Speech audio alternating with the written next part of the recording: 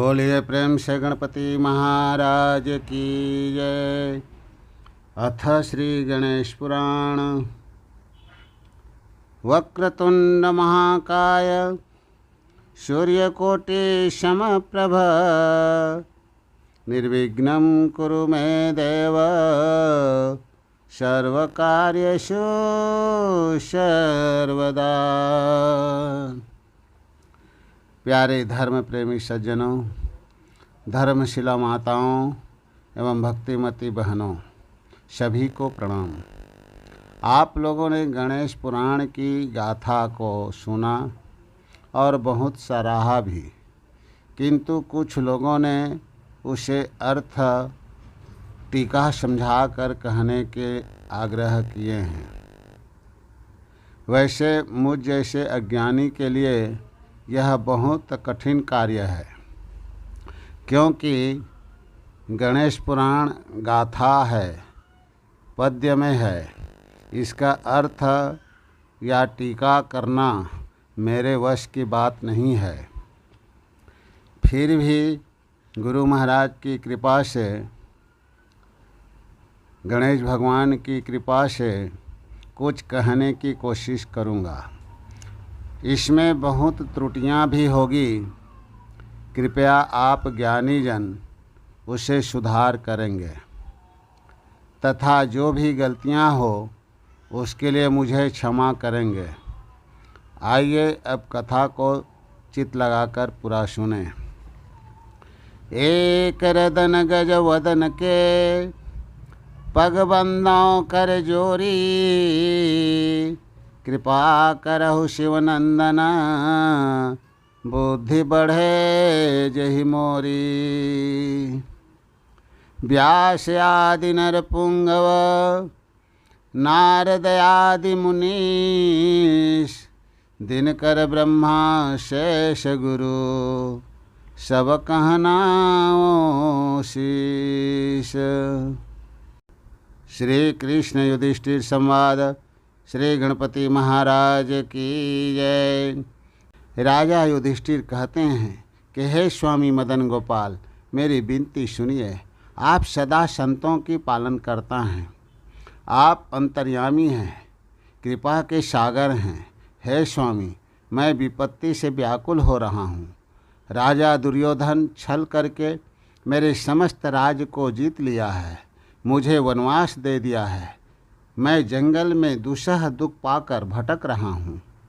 इस कारण हे प्रभु, हाथ जोड़कर विनती करता हूँ कि किस प्रकार अपना राज्य वापस पाऊँ, इसका उपाय बताइए। तब श्री कृष्ण जी कहते हैं कि हे नरेश सुनो, तुम्हारे हित के लिए कहता हूँ। तुम मन लगाकर गणपति की पूजा करो, तुम्हारा सब दुख मिट जाएगा। उनका नाम ही विघ्नहरण है। उनकी पूजा करके तुम्हें सुख प्राप्त होगा। कृष्ण वचन सुनि धर्म सुता, बोले पद सिर नाई। गणपति कवन सुनाथ है, सो मोहि कहो समुझाई। भगवान श्री कृष्ण जी कहते हैं कि हे राजन, गणनायक अनादि देव हैं, जिनकी पूजा तीनों लोक में होता है। वे भगवान शिव के ही अंश हैं, यह सब जानते हैं। उनकी पूजा करके तुम शोक से मुक्त हो जाओगे। यह सुनकर धर्मराज कहते हैं कि हे नाथ, मेरी एक विनती सुनिए। जिसे आप आदिदेव कहते हैं, वे भगवान शिव के अंश किस प्रकार हुए, यह समझाकर मुझे कहने की कृपा करें। बार बार आपके चरणों को प्रणाम करता हूँ। तब हंसकर श्री कृष्ण जी कहते हैं कि हे राजन सुनो, गणेश जी की कथा बहुत ही सुंदर है। उसकी महिमा को कोई देवता पार नहीं पा सके। वेद और पुराण में मुनिजन कहते हैं, जब संसार की सृष्टि हुआ तब से गणपति की पूजा कर रहे हैं। तीन लोक सब पूजते, सुर नर आतम शेष। शंभु तनय जहि भांति भो, सो अब सुनो नरेश। श्री कृष्ण जी कहते हैं, एक समय कैलाश पर्वत में शिव पार्वती विहार कर रहे थे तथा कुछ समय पश्चात महादेव स्नान करने हेतु मानसरोवर चले गए। माता पार्वती अपने भुवन में जाकर बैठी हैं। उसी समय नारद ऋषि आते हैं। तब उमा उठ करके आसन देकर चरण धूलि करके विनती पूर्वक कहती हैं कि धन्य है हमारा भाग्य जो आज कृपा करके आप यहाँ पधारे हैं। पुनः माता कहती हैं कि हे मुनि, आपका आगमन किस कारण से हुआ है।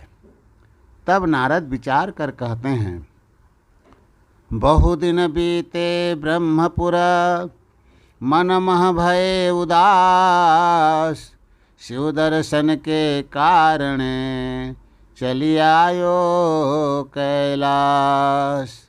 महर्षि नारद मधुर वाणी से कहते हैं कि हे शैलपुत्री माता, भगवान शिव कहाँ गए हैं, दर्शन नहीं हुआ प्रभु का। तब उमा कहती हैं कि प्रभु स्नान करने गए हैं, आते ही होंगे। तब नारद जी कहते हैं कि आप भगवान शिव के एक आचरण जानती हैं, जो अपने गले में मुंड की माला पहने हुए हैं, वे सब किनके सिर के हैं। तब माता कहती हैं कि मैं यह नहीं जानती, झूठ बात कैसे कहूँ। तब नारद जी कहते हैं कि हे माता, वह सब आप ही के सिर के मुंडमाला हैं। लगता है प्रभु आपसे कुछ भेद रखे हैं, सो यह बात कभी नहीं कहे।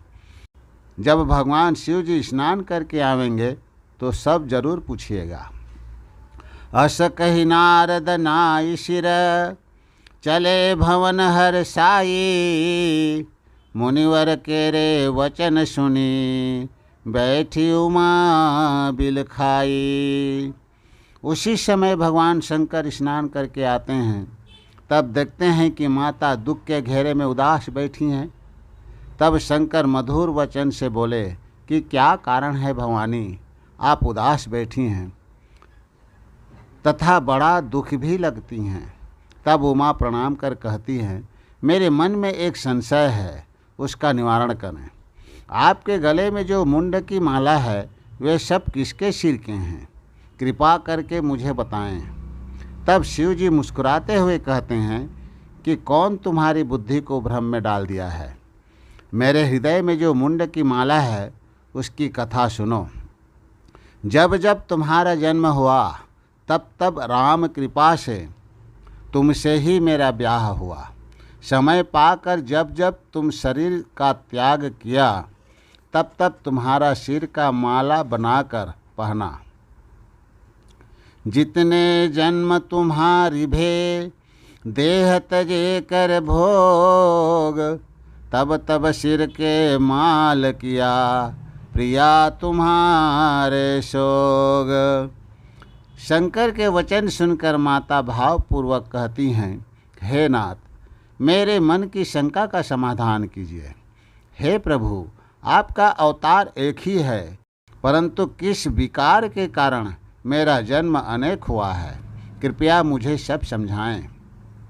तब भगवान शंकर कहते हैं कि हे उमा, मेरे हृदय में राम की कृपा से प्रकाश स्वरूप बीज मंत्र का वास है, जिसके कारण मेरा शरीर का नाश नहीं होता, तथा वह बीज मंत्र तुम नहीं जानती, जिसके कारण तुम्हारे अनेक जन्म हुए हैं। तब माता गिरिजा हाथ जोड़कर कहती हैं कि हे विश्वनाथ, दासी जानकर मुझ पर कृपा करके वह बीज मंत्र हमें भी दीजिए, बार बार आपसे विनती है। शंकर बोले वचन तब, सुनहु मम बानी, विपुल जीव बस शैल पर, कह विधि कहूँ बखानी। भगवान शंकर कहते हैं कि हे उमा, यह जो बीज मंत्र है, उसे कोई सुन लेता है, उसका काल निकट नहीं आता, वह अजर अमर हो जाता है, उसे किस प्रकार कहूँ। तब माता कहती हैं कि हे प्रभु, इस पर्वत में जितने जीव हैं सबको भगा दीजिए। तब भगवान शंकर क्रोध रूप में ध्यान करते हैं। तब जितने जीव वहाँ रहते हैं सब चारों दिशाओं में भाग जाते हैं। अब कृपालु भगवान देखते हैं कि पर्वत में कोई भी जीव नहीं है। तब आसन बिछा कर बैठते हैं। वही पेड़ पर एक सुआ की अंडा रह गई। सुआना जो है अंडा को छोड़कर भाग गई थी। तही में अंडा एक धरी, कीर सुगयो उड़ाई। जो भावी सो ना मिटे, सुनो युधिष्ठिर राई। अब भगवान शिव बीज मंत्र उमा को सुना रहे हैं। बीज मंत्र सुन करके अंडा में जीव सचेत होने लगा। कथा कहते कहते 12 वर्ष हो गए। इस बीच अंडा पक्षी का रूप धारण कर लिया। जो मंत्र माता उमा को शिव जी दिए वो सब मंत्र अंडा सुन लिया। 12 वर्ष पूरे हुए पश्चात माता को आलस आ गई और सो गई। माता को सोई हुई जानकर सुगना अपने हुंकारी देने लगी। कुछ समय पश्चात कथा समाप्त हुआ। तब भगवान शंकर देखे कि देवी सो गई हैं। उन्हें जगाया। तब शंकर बोले, मैंने जो मंत्र सुनाया सब सुनी हैं, जो हम समझाए सब समझ गई हैं। तब उमा कहती हैं, प्रभु मैं तो सो गई थी। तब शंकर बोले, तो हुंकारी कौन दे रहा था? उमा बोली, देखिए प्रभु, कोई जीव होगा। तब शंकर ध्यान करके जान गए कि पक्षी सब सुन रहा था। तब भगवान शिव क्रोधित हो त्रिशूल उठा लिए। यह देख सुगना पक्षी उड़कर भागने लगा। डर कर पक्षी तीनों लोक में भ्रमण करता रहा। जहाँ जहाँ भी शिवा शरणागत हुआ, शिवद्रोही जानकर कोई आश्रय नहीं दिया, अर्थात तीनों लोकों में किसी ने शरण में नहीं रखा। पाछे शिव धावत फिरे, किए क्रोध दुख मूल। जो भावी सो ना मिटे, छूटे नाही त्रिशूल। जब शिवा अति व्याकुल हो गया, तब उड़ते उड़ते व्यास जी के आश्रम पहुंचा। उस समय व्यास की पत्नी स्नान कर रही थी और सूर्य को अर्घ्य दे रही थी। उसी समय व्यास नारी को जमुहाई आई। समय पाकर शिवा बदन समेत मुँह में समा गया। पीछे से शिवजी महाराज त्रिशूल पकड़कर पहुंच गए। व्यास की स्त्री भय जानकर शिवजी को प्रणाम कर सिर नवाया। तब शिवजी बोले, हे ऋषि पत्नी, हमारा चोर को बाहर निकालिए। व्यास नारी कहती हैं कि हे नाथ, कहाँ है आपका चोर? मैं नहीं जानती। तब पुनः शंकर जी बोले, तुम्हारी पेट में मेरा चोर समाया है। दे निकार रिपु मोर है, करो वचन विश्वास। नहीं तो अब ही मुनि त्रिया, करो तुम्हारो नाश। उसी समय व्यास ऋषि आए और भगवान शिव के चरण में शीश झुकाकर प्रणाम किए। सब हाल जानकर पुनः ऋषि बोले, हे जगदीश्वर, नारी जानकर इनका वध ना करें। इनका जो बालक होगा वो आप ले लीजिएगा। मुनि के वचन सुनकर शिव शांत हुए और प्रसन्न होकर बोले, पुत्र दान दिया, अब कोई संशय ना करें। पुनः शंकर बोले, यह पुत्र बहुत ज्ञानी होगा, जो तीनों लोक में प्रसिद्ध होगा। तब व्यास मुनि हाथ जोड़कर विनती किए। भगवान शंकर वरदान देकर कैलाश को लौट गए। मुनि के मन में पुत्र होने की आशा हुआ। पूरे दिन बालक भयो, सुकते सुनहु भुआल। शुक्राचार अस नाम तेहि, राखे व्यास कृपाल। वही बालक दैत्य गुरु शुक्राचार्य हुए, जो प्रसिद्ध है। यहाँ भगवान शंकर कैलाश वापस आकर मन में ग्लानि होने लगा तथा भयंकर क्रोधित हुए और माता उमा से कहने लगे, तुम्हारा संग मेरा कोई काम न बनेगा। तुम्हारा जहाँ इच्छा है वहाँ चली जाओ। यह वचन सुनकर गिरिजा उठी, शिव जी के पास आकर चरण में प्रणाम कर चली गई। हृदय में शिव शिव नाम जाप करते हुए पुत्र षडानन कार्तिकेय के पास पहुँची। माता को आई देखकर माता के चरणों में प्रणाम कर बोले, हे माता, किस कारण से आपका आना हुआ है, कृपा बताइए। सब समाचार माता उमा पुत्र को सुनाया। षडानन के हृदय में विचार आया। तब मधुर वाणी बोले, हे माता, यहाँ रहने से पिता अधिक क्रोधित होंगे। आपसे बहुत कठिन कर्म हुआ है, पिता के वचन मिटा नहीं सकते। शिव प्रभाव को समझ के कहा षडानन बात, मातु तपस्या करहु तुम सिद्ध करेंगे तात। पुत्र षडानन की बात सुनकर माता को अच्छा लगा। माता उमा किष्किंधा पर्वत पर चली गई। वहाँ एक सुंदर गुफा को देखकर वही तपस्या में बैठ गई। कुछ काल व्यतीत होने के पश्चात क्या होता है उसे हे राजन ध्यान देकर सुनो। एक बार माता अपने देह को निहारा तो बहुत मैल हो गया था, उसे छुड़ाया। बहुत सारा मैल देखकर माता मन में विचार कर एक बालक का रचना कर श्री हरि का ध्यान करने लगी। भगवान विष्णु प्रकट हो गए। तब माता बोली, इसमें प्राण प्रतिष्ठा जीव स्थापित अर्थात जीवान्यास करें। तब हरि इच्छा से उस बालक में गणपति जी महाराज प्रवेश करते हैं, अर्थात माता के अंग से निकला मैल का बालक सजीव हो जाता है। तनय सजीवन देख के मन आनंद तब कीन, अति ज्ञानी सुत हो तुम माता आशीष दीन। तब माता भवानी कहती हैं, हे पुत्र, मेरे बातों को सुनो। गुफा के द्वार पर तुम जाकर बैठो, अर्थात पहरा करो। मैं शिव जी का तपस्या करने समाधि लगा रही हूँ। भीतर कोई भी आने न पावे। माता का आज्ञा पाकर बालक द्वार पर आके बैठ गया।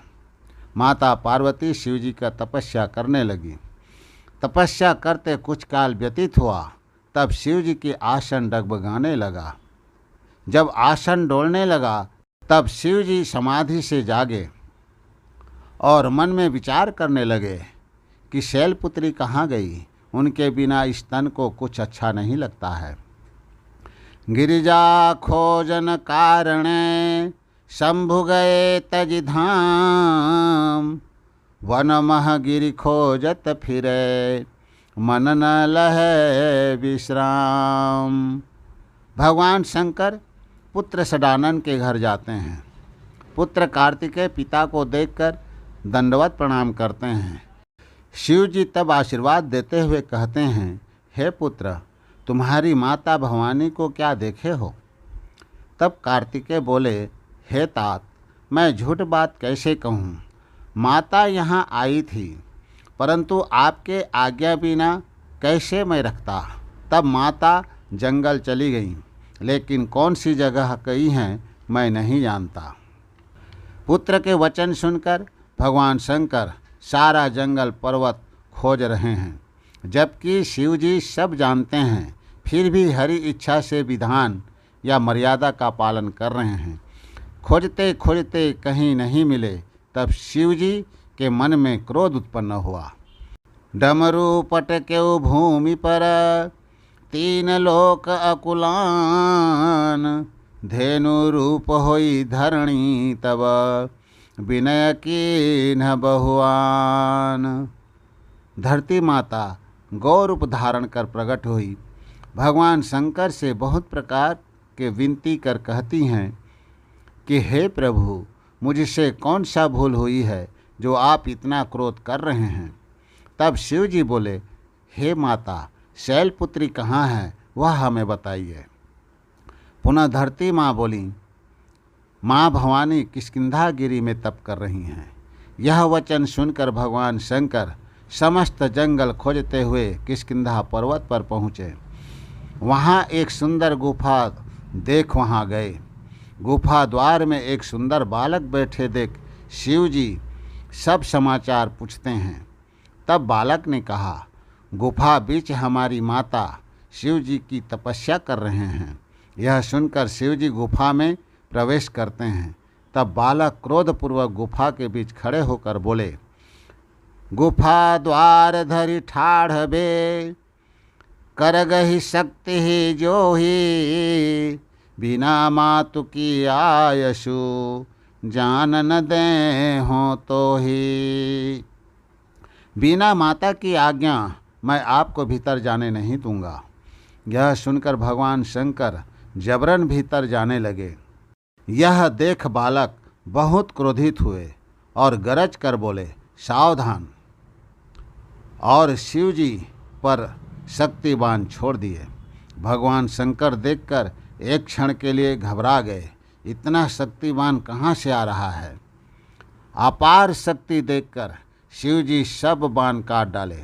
फिर बालक माता का ध्यान करते ही गुफा के भीतर से अपार तेज शक्ति निकल रही है, जिसका वर्णन नहीं किया जा सकता। भयंकर युद्ध छिड़ गया, कोई हार मानने को नहीं। तब भगवान शंकर क्रोधित हुए और त्रिशूल उठाकर वार कर दिए। बालक का सिर कटकर ब्रह्मांड के पार उड़कर भस्म हो गया। यही विधि बालक को मारकर प्रभु शिवजी गुफा में प्रवेश किए। तब माता पार्वती शिवजी को देखकर जल्दी से उठी और दंडवत प्रणाम करने लगी। आसन दे पद पदम गही, चरणोदक तबलीन, शंभु बैठी शुचि आसन, बहुविधि आशीष दीन।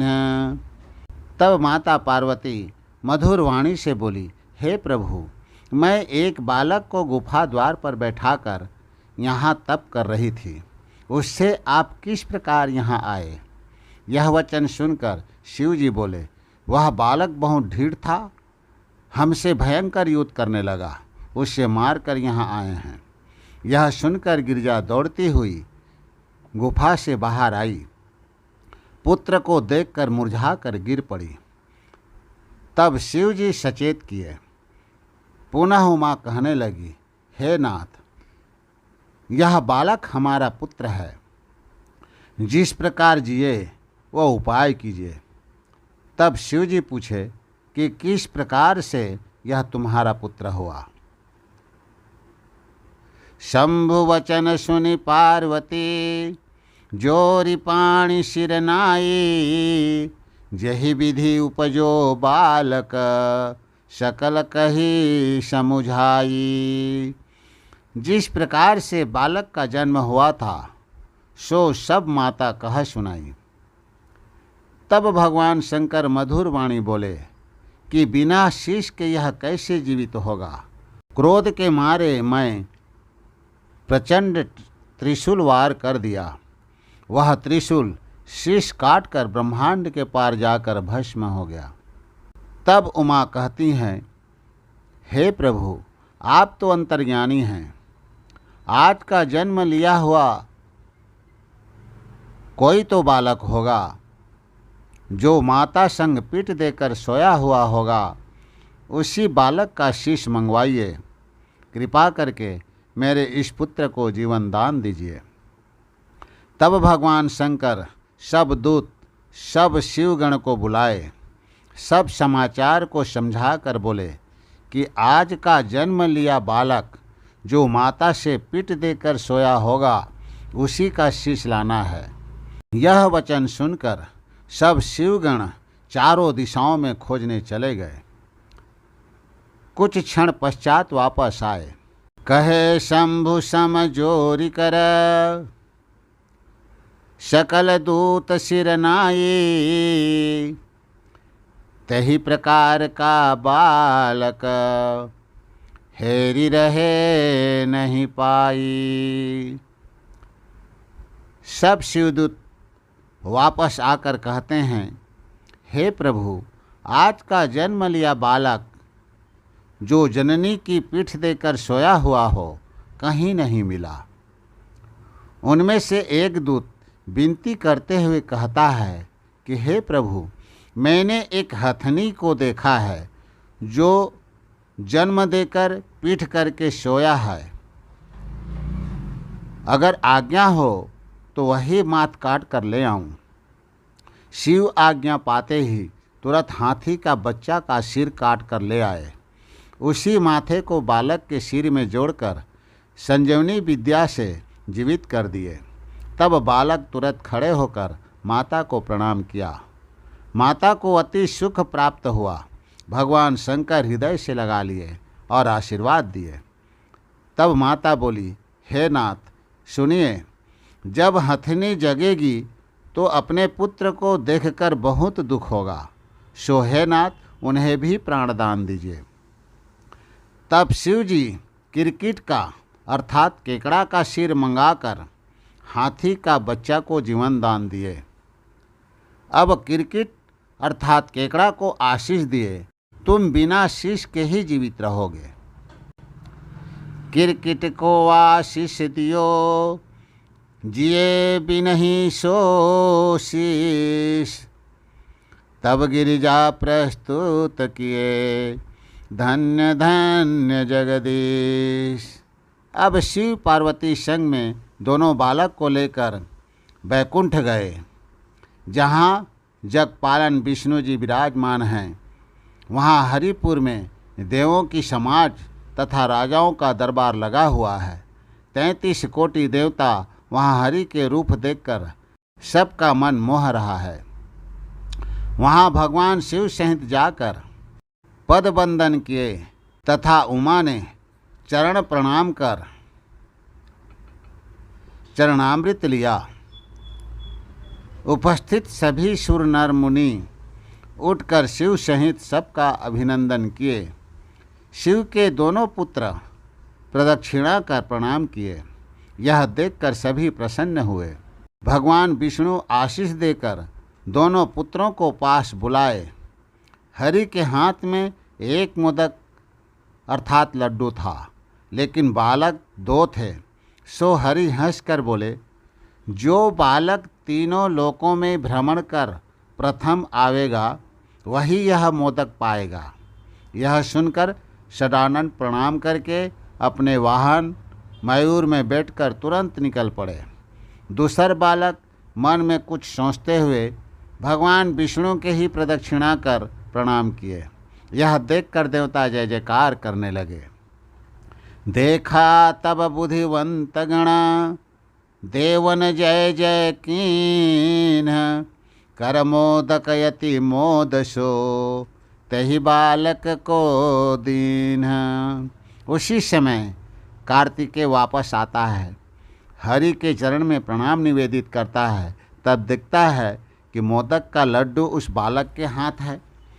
सदानंद को क्रोध आया और मोदक छीनकर एक मुक्का बालक के मुंह पर मारा। तब उस बालक का एक दांत टूट गया। तब भगवान विष्णु कहते हैं कि हे पुत्र, यह तुम क्या लड़काई किए? उस बालक का दांत टूट गया, यह कोई बात हुआ? तब सदानंद हाथ जोड़कर कहा, हे नाथ, मेरा विनती सुनिए।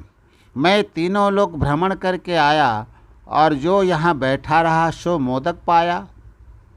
तब हरि बोले, वो तुमसे पहले आया इसलिए वह मोदक पाया। यह सुनकर कार्तिकेय के मन में शंका हुआ, यह कैसे हो सकता है? तब प्रभु एक लीला रचते हैं और हंसने लगते हैं, तो पूरा ब्रह्मांड विष्णु के मुख में सदानंद देखकर बहुत लज्जित हो जाते हैं। तब कार्तिकेय को सत्य का ज्ञान हुआ। पुनि सब देवन जोरी करी, प्रभु ही कहा समुझाई। सो बालक बुद्धिवंत है, कृपा करो सुखदाई। देवताओं की विनती सुनकर प्रभु के मन आनंद हुआ और उस बालक को पास में बुलाकर आशीर्वाद देते हैं। तब पुनः हरि बोले, सावधान, यह बालक बुद्धिवंत है, इसका नाम गणेश होगा। ब्रह्मा, विष्णु तथा शंकर भी आशीर्वाद दिए। पुनः हरि बोले, तुम्हारा नित्य पूजा होगा। जो तुम्हारा पूजा करेगा उसका क्लेश मिट जाएगा, तथा जो मेरे पूजा करेगा वो पहले गणेश का पूजा करेगा, अर्थात मेरे चरण में पूजा होने के पहले गणेश पूजन होगा। यह सुनकर सब देवता जय जयकार करने लगे। आकाश से फूल की वर्षा कर दुंदुभी बजाने लगे। तब कार्तिक बड़ा संकोच से लज्जित होकर गणेश के पास जाकर क्षमा मांगने लगा। मुझसे बहुत बड़ी भूल हुई, मुझे क्षमा करें। तब गणपति कार्तिक को हृदय लगाकर बोले, अब मन में कोई संकोच नहीं करो। सब देवता आशीष देने लगे। पूजी गणपति कर जोरी के, धरि चरणन सिर नाई। स्तुति करत अनेक विधि, सुनो युधिष्ठिर राई। भगवान कृष्ण कहते हैं कि हे राजन, इस तरह गणेश जी आराध्य देव की प्रथम पूजा का आशीष पाया। तीनों लोक में प्रभु एक ही हैं, परंतु माया के वश होकर अनेक रूप धारण करते हैं। अब गणेश जी अपने पिता से कहते हैं कि हे नाथ, हम पर दया करते हैं तो प्रसन्न होकर आप भी हमें यह वरदान दें। प्रथम भक्ति अर्थात पहले पूजा मैं पाऊँ। दूसरा यह कि जो चाहूँ उसे मैं वरदान दे सकूँ। जो कोई मेरे पूजा मन लगाकर करेंगे वो मनवांछित फल पावेंगे। तब शंकर मधुर वाणी से आशीष दिए। माता पार्वती सहित सब सुखी हुए। अब सब प्रभु के चरण में वंदन कर अपने अपने धाम में चले गए। भगवान के पद वंदन करते हुए शिव जी विदा मांगे। गुह गणपति प्रभु चरण गही, चले आशीषा पाई। गिरिजा सहित महेश तब, गमन कीन्ह हर्षाई। गणेश जी प्रभु के चरण में प्रणाम कर आशीष पाए। गिरिजा सहित महेश सब हर्षित मन से चलने लगे हैं। भगवान शंकर अपने पुत्र सहित कैलाश पहुँचे। हे राजन, सब कथा मैं तुमसे कह सुनाया। इसी प्रकार गणेश का जन्म हुआ। तीनों लोक में गणपति की पूजा कर शोक मुक्त होते हैं। इसलिए हे राजन, तुम भी गणपति की पूजा करो तो तुम्हारे सब राजपाट वापस मिल जाएंगे। यह सुनकर धर्मराज युधिष्ठिर सिर नवाकर प्रणाम करते हुए कहते हैं कि हे कृष्ण, आप धन्य हैं जो यह कथा मुझे सुनाए। अब मैं गणपति की महिमा को जाना है। यह कथा सुनकर मैं भी शोक मुक्त हो गया, मन में दुख मिट गया है। इस प्रकार से श्रद्धा भाव भक्ति से जो प्राणी गणेश की पूजा करेंगे वे सब महासुख के भागी होंगे। उनका समस्त कष्ट मिट जाएंगे। हे राजन, अब गणेश जन्म की यह कथा यहाँ पूर्ण हुआ। जो चित्त लगाकर पूजा करेंगे, कथा श्रवण करेंगे, उनका सारा विघ्न क्लेश मिट जाएंगे।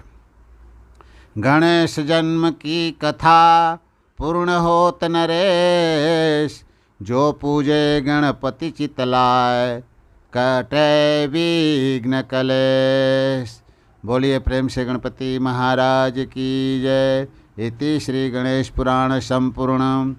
श्री गणपति की कथा यह रचित पुराण सुनी, यथा बुद्धि भाषा रची, दीनदास डुलामणि। बोलिए गणपति महाराज की जय। उमापति महादेव की जय। श्री हरि नारायण भगवान की जय। अपने अपने माता पिता गुरुजनों की जय। सभी देवी देवताओं की जय। इति श्री संपूर्ण गणेश पुराण।